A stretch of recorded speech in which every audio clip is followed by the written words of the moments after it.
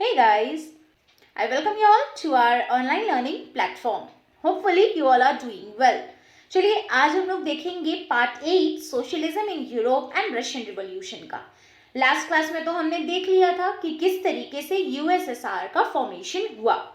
आज हम लोग देखते हैं इसके आगे आखिर यूएसएसआर फॉर्मेशन के बाद सोसाइटी को सोशलिस्ट किस तरीके से बनाया गया। तो चलो आज का लेसन स्टार्ट करते हैं। स्टेप्स देखते हैं क्या लिया गया। सिविल वॉर के समय याद होगा बैंक्स एंड इंडस्ट्रीज को नेशनलाइज कर दिया गया था। पेजेंट्स को परमिशन दे दिया गया था कि वो सोशलाइज्ड लैंड्स पे कल्टीवेट कर सकते हैं। Yes, one more thing, Bolsheviks ने बहुत सारी जमीनों को कॉन्फिस्केट कर लिया था, यानी अपने कंट्रोल में ले लिया था और उसमें खेती करवाने लगे लोगों से, ताकि लोगों को प्रैक्टिकली समझाया जा सके कि अगर लैंड कलेक्टिवली कल्टीवेट की जाती है तो इसके क्या क्या बेनिफिट्स होते हैं। अब जरा देखते हैं, इन्होंने ये सिविल वॉर के समय लिया, बट सोशलिस्ट सोसाइटी स्टैब्लिश करने के लिए इनके क्या एक्शन प्लान थे। सबसे पहले इन्होंने सेंट्रलाइज्ड प्लानिंग इंट्रोड्यूस की, यानी कि सेंटर पे ही बेस पूरी प्लानिंग होगी कंट्री को लेकर के। ऑफिशियल्स अपॉइंट किए गए जिन्हें कहा गया कि आप असेसमेंट करो कि आखिर इकोनॉमी कैसे काम कर सकती है अंडर सोशलिज्म। एंड इन्होंने 5 ईयर टारगेट्स प्लान शुरू किया।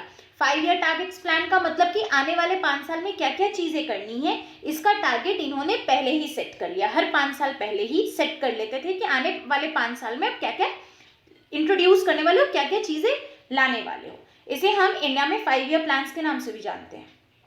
नेक्स्ट, इसके बाद गवर्नमेंट ने क्या किया ताकि वेलफेयर ज्यादा हो और इंडस्ट्रियल ग्रोथ प्रमोट हो सके, पर्टिकुलरली जस्ट सेपरेट होने के बाद, यानी कि जस्ट जब इनका फॉर्मेशन हुआ है उसके बाद, इसके लिए पहले 2 प्लान तक के लिए गवर्नमेंट ने सारी चीजों की दामों को फिक्स कर दिया ताकि प्रमोशन मिल सके टू इंडस्ट्रियल ग्रोथ।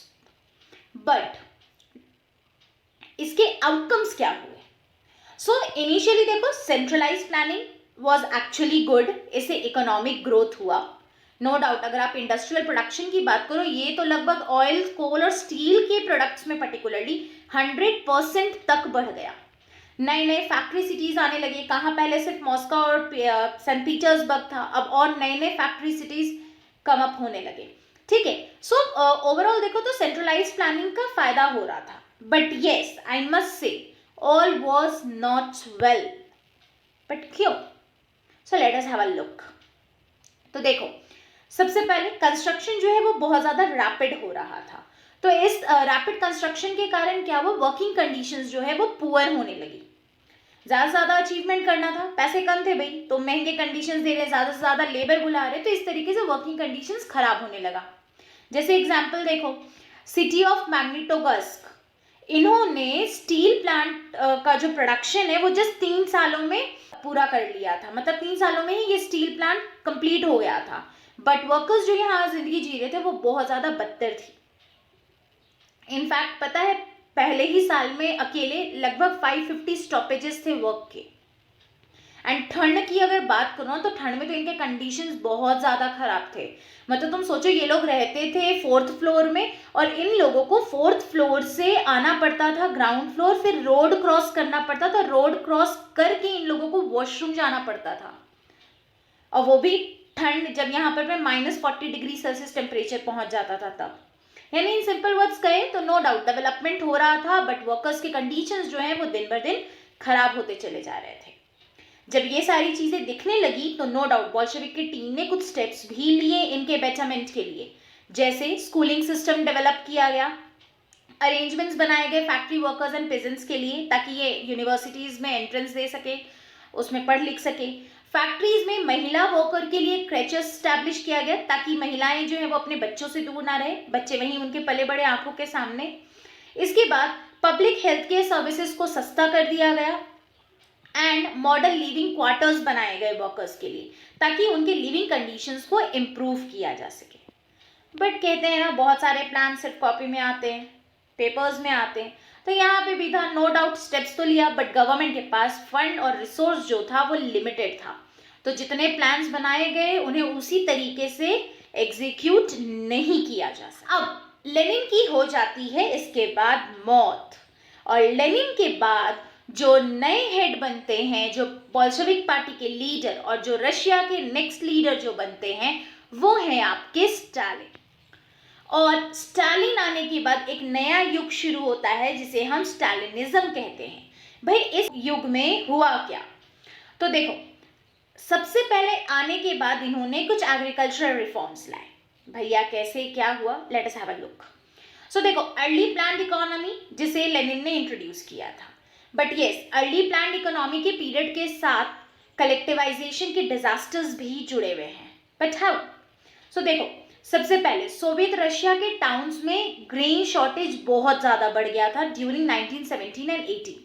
गवर्नमेंट ने भले प्राइजेस फिक्स कर दिए हो जिसमें ग्रेन्स को सोल्ड किया जाना है, बट पेजेंट्स उतने सस्ते दामों में अपने प्रोडक्ट्स को बेचने को तैयार नहीं थे। ठीक है, सो इसी वक्त बने थे लीडर जोसेफ स्टालिन जो कि नए पार्टी हेड थे। इन्होंने कुछ फर्म मेजर्स इंट्रोड्यूस किए।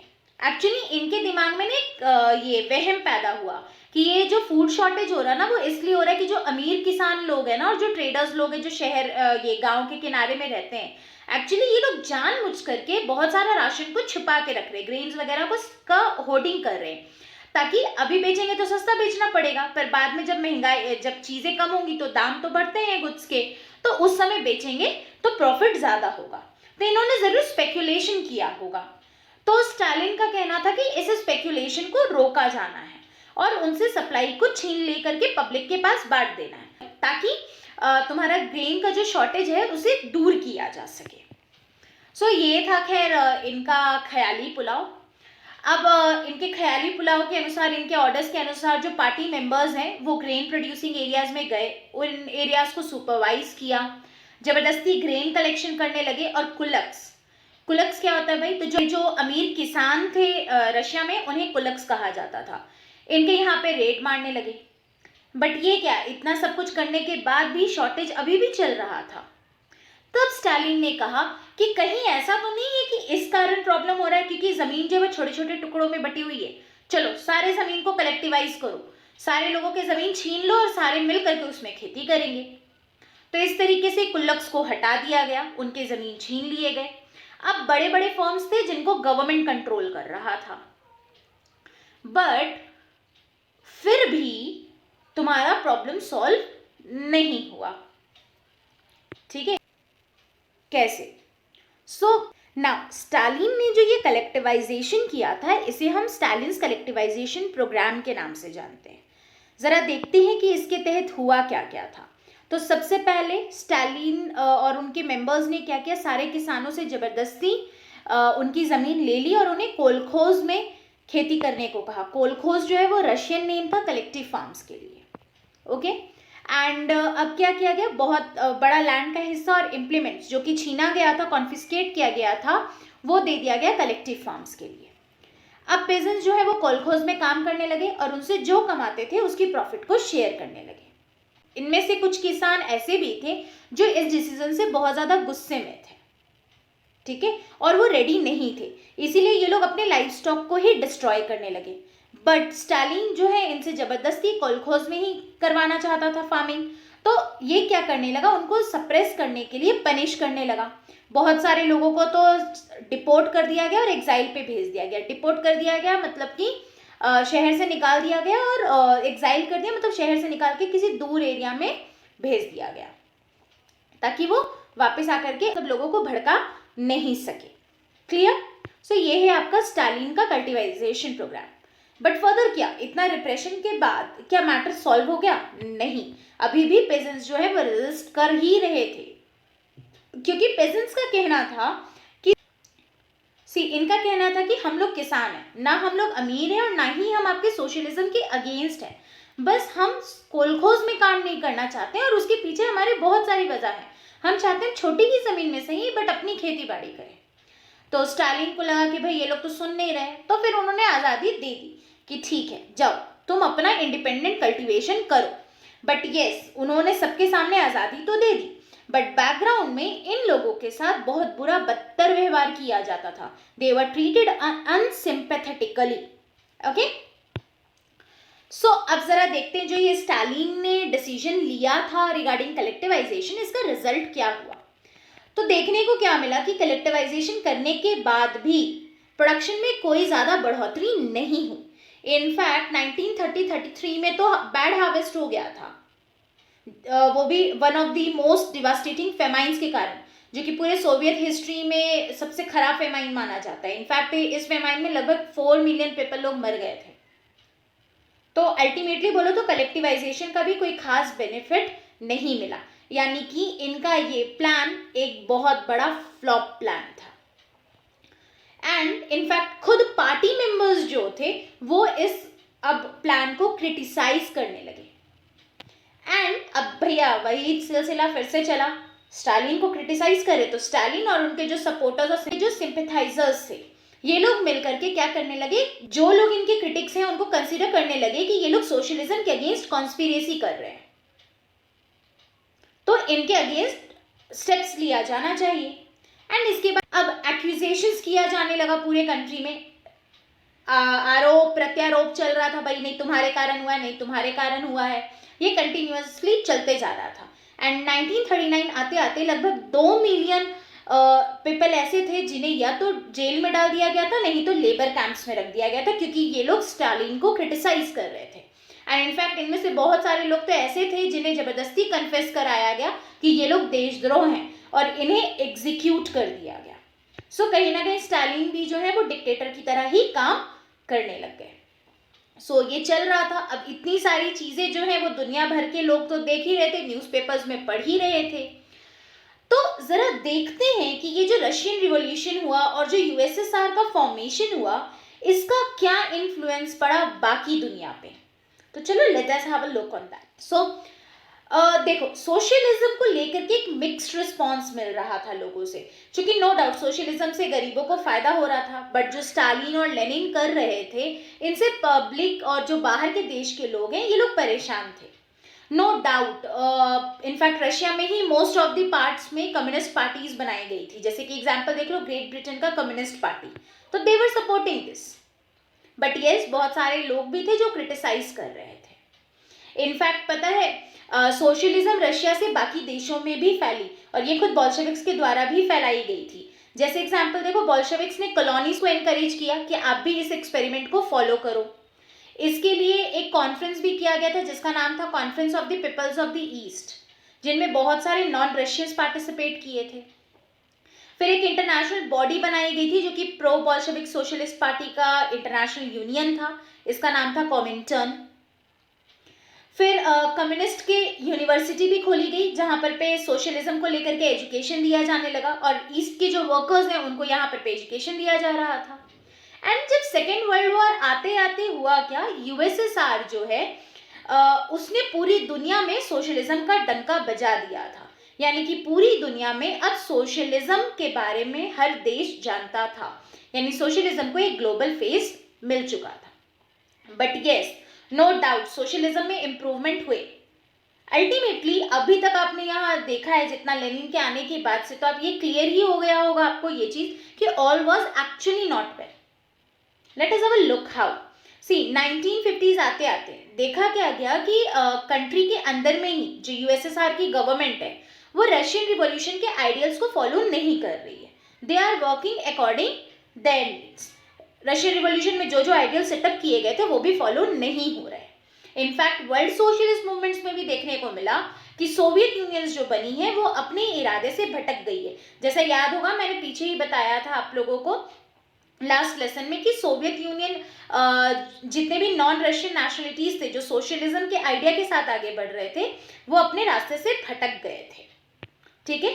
सो अब यहाँ इसके सोशलिज्म के कारण एक चीज और होने लगा कि रशिया जो कि एक बैकवर्ड कंट्री थी वो एक ग्रेट पावर में कन्वर्ट हो चुकी है। इसका एग्रीकल्चर और इंडस्ट्री जो है वो बहुत ज्यादा डेवलप हो चुका है, गरीबों को खाना मिल रहा है, सारी चीजें मिल रही है। नो डाउट बहुत सारा इंप्रूवमेंट हुआ, बहुत सारा डेवलपमेंट हुआ, बट अल्टीमेटली जो इसेंशियल राइट्स है, जो इसेंशियल फ्रीडम्स हैं सिटीजन्स के, वो सारे इनसे छीन लिए गए हैं। और जितना भी डेवलपमेंट हो रहा है वो पब्लिक को रिप्रेस करके हो रहा है, यानी जितने भी डेवलपमेंट है वो रिप्रेसिव पॉलिसीज के साथ हो रहे हैं।